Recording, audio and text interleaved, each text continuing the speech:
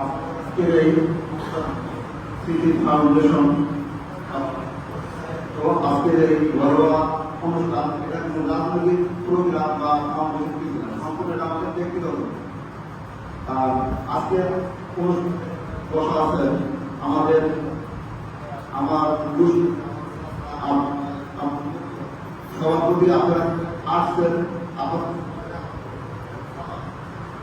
আর আপনারা আমাদের এখানে আসছেন, আমরা আশা করে বলছি কিন্তু আমি ক্ষমা চেয়েছি। এই কারণে এখানে আমাদের উচিত ছিল আপনাদের কাছে যাওয়া, আপনাদের সম্মানীরা আপনাদের সশরীরে স্বস্থানে পৌঁছে দেওয়া, দেখ আপনারা ক্ষমা সুন্দর দৃষ্টিতে দেখবেন।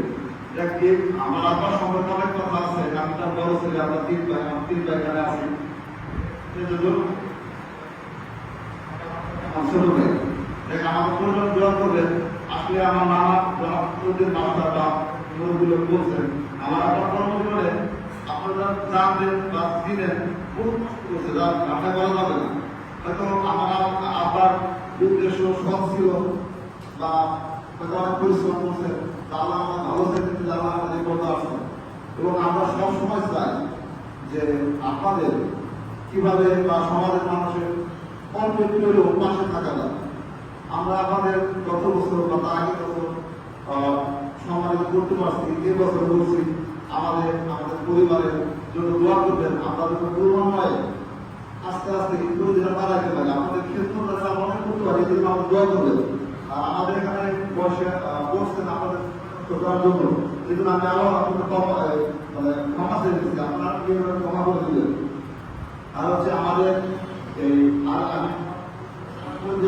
আমি আমাদের প্রথম দেখেন আমরা হয়তো বাড়িতে যতটুকু সময় থাকার চেষ্টা করি সবসময়, আপনাদের